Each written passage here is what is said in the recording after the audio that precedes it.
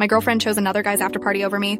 My girlfriend Anne invited me to this party her coworker Joe was throwing. I'd heard his name before. She always mentioned him when she talked about work, like how they had the same taste in music, how funny he was, how talented he was. Apparently, he's some amateur musician with a semi-successful YouTube channel. At first, Joe only invited her, but she asked if I could tag along, and he said it was fine. That already rubbed me the wrong way. Why wouldn't it just be fine from the beginning? But whatever. I went along. The party itself started off pretty fun. It was at a restaurant Joe had rented out, maybe 30 people there. Music, drinks, people chatting. It felt normal. For most of the night, things seemed okay. But then I wandered into this little circle where Anne was sitting with Joe and a few others, and the vibe instantly shifted. I can't even describe it. It was like I'd walked into a room where I wasn't supposed to be. They all went quiet for a moment, and the energy just dropped. Anne barely acknowledged me, didn't smile, didn't pull me into the conversation. Joe was in full peacock mode, bragging about himself, his channel, his music, how everyone loved his stuff. And I'm just standing there like a third wheel in my own relationship. After a couple of minutes of that, I backed off, tried not to make it awkward. I grabbed another drink, talked with some other people, but the whole time I kept thinking about how unwelcome I felt around her and Joe, like she was part of his world, and I was the outsider tagging along. Then the night winds down, people start leaving, and I go to find her. That's when Joe comes up to me. He has this smug look on his face and goes, "Hey man, we're doing an after party at my place, but only Anne's invited." Then he actually pats me on the shoulder like he's doing me a favor. I told him, "Don't touch me," and I said flat out, "She's not going." And that's when he smirked like he'd already won and goes, "She already said yes." My stomach dropped. I text Anne right then, "Where are you?" She replies a minute later, "Sorry, on the way to Joe's place. Love you. See you tomorrow." Love me? Really? I asked if she knew I wasn't invited. She saw it, left me on red. Every text I sent after that got ignored, so I sat at home furious. I couldn't sleep, couldn't think straight, just pacing around. Every scenario ran through my head. The disrespect, the way she brushed me off, the way Joe talked to me like I was nothing. Hours went by. Then, at 5:42 in the morning, I know the exact time because I was standing by the window, she finally came home. And it wasn't in an Uber or with a group of friends. It was Joe's car. I see him pull up, only the two of them inside. She's in the passenger seat laughing at something he says, and when she gets out, she actually waves at him, smiling like some cute high school crush. My chest was burning watching it. She walks up to the door, and the whole time I'm thinking, this is it. This is who she wants to be with, not me. She steps inside, acting surprised to see me still awake. She goes, "Oh, you're still up?" Like she just got back from a quick errand. I looked her dead in the eye and told her flat, "We're done. You have the rest of the day to move out." At first, she played dumb. What are you talking about? Then when she realized I was serious, she tried to spin it. Said nothing happened. Said I was being insecure, jealous, crazy. She said I was imagining things. I told her I didn't care if nothing happened. She chose him. She left with him. She ignored me all night. That was enough. She could move in with Joe for all I cared. That's when she flipped the script again. Rolled her eyes, said I was insecure, then suddenly turned emotional. Told me I was throwing away years of our relationship, that I'd wasted the best years of her life. She was packing her stuff and yelling, saying I was ruining everything over just a party. But you know what? That moment I watched her step out of his car, smiling and waving at him at sunrise, while I was sitting at home all night waiting for her, that was all I needed to see. Nothing she said after mattered. I'd already made up my mind. She moved out that day, and all I felt was relief.